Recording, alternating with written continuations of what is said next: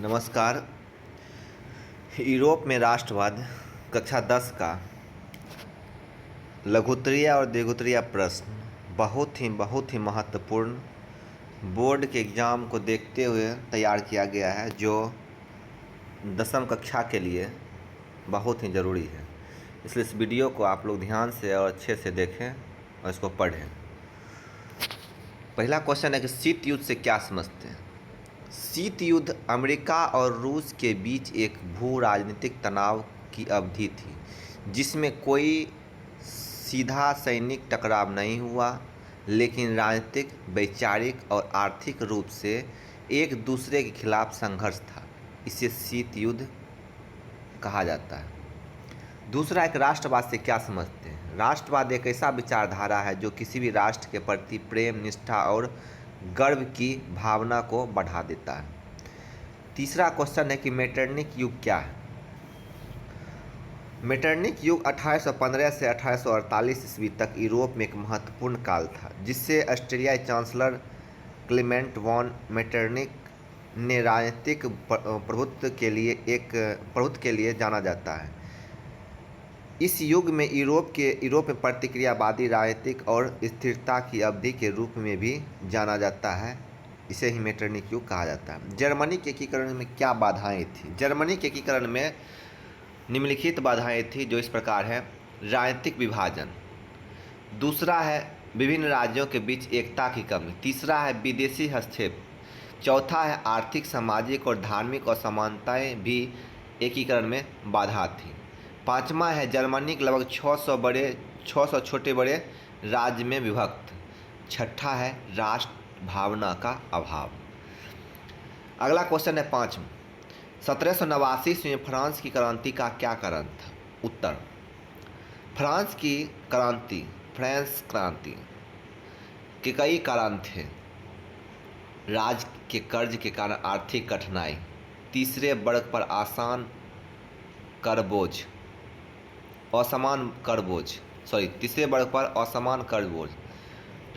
सामाजिक असमानताएं और राजनीतिक असमानताएं की वकालत करने वाले ज्ञानोदयों के विचारों का प्रभाव शामिल है।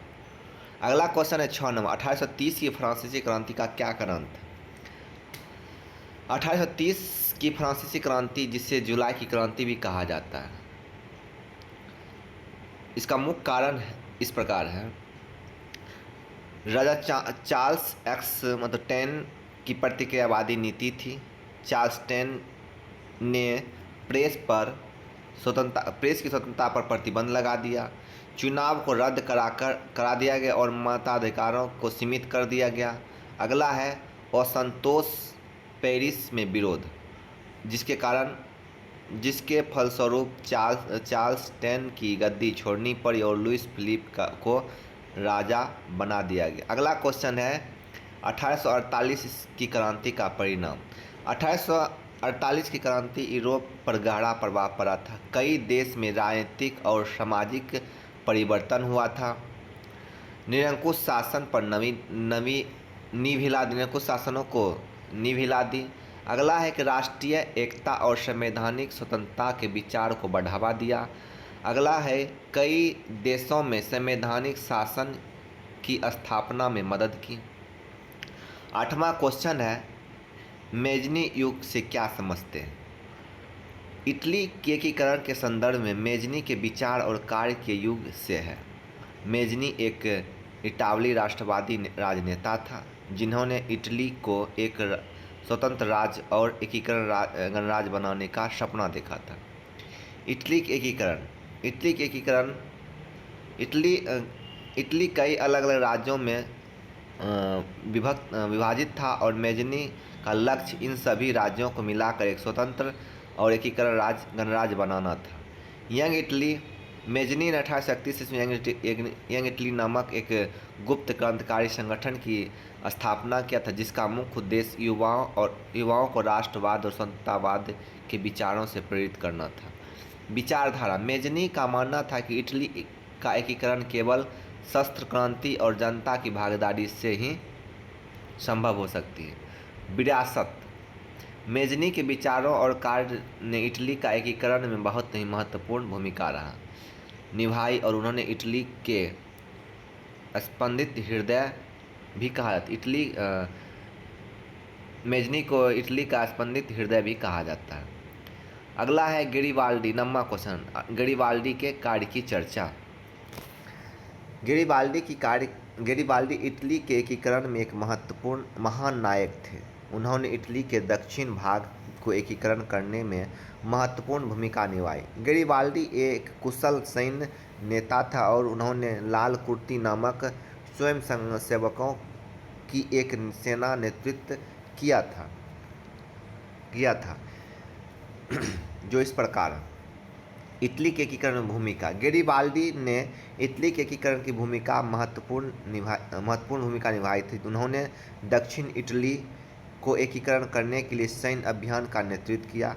दूसरा है स्वयंसेवक की सेना। गेरिबाल्डी ने लाल कुर्ती नामक स्वयंसेवक की एक सेना का गठन किया था जो इटली के एकीकरण के लिए लड़ी थी। अगला है सिसिली और नेपल्स पर विजय।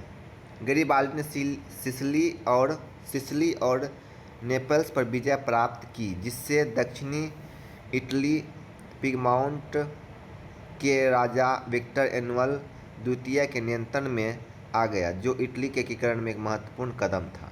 अगला है सैन्य रणनीति। गेरिबाल्डी एक कुशल सैन्य नेता थे और उन्होंने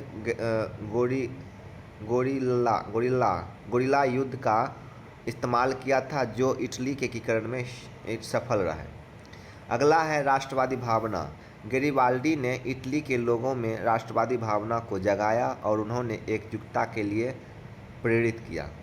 10वां है क्वेश्चन, जर्मनी में बिस्मार्क की क्या भूमिका रही। जर्मनी के एकीकरण में बिस्मार्क की महत्वपूर्ण भूमिका थी। उन्होंने रक्त और लौ नीति को अपनाकर कूटनीति, राजनीतिक और रणनीति और सैन्य पर बल दिया। बल का उपयोग करके जर्मनी का एकीकरण किया था। बिस्मार्क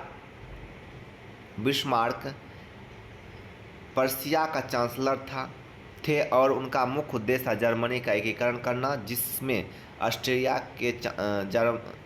को जर्मन परिसंघ से बाहर निकालना और पर्शिया के नेतृत्व में एक मजबूत जर्मन राष्ट्र का निर्माण करना शामिल था। बिस्मार्क ने 1864 में डेनमार्क के साथ युद्ध किया था और 1866 में ऑस्ट्रिया के साथ और 1870 से 71 में फ्रांस के साथ युद्ध किया था। इन सभी युद्धों से पर्शिया की जीत हुई जिससे जर्मनी के एकीकरण हुआ था। अगला है पॉइंट, 1831 में विलियम प्रथम ने जर्मन सम्राट घोषित किया गया।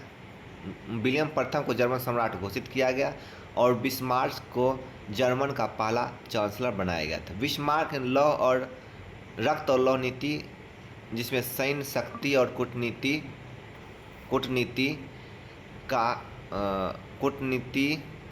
का उपयोग शामिल था जिसने जर्मनी के एकीकरण में महत्वपूर्ण भूमिका निभाई।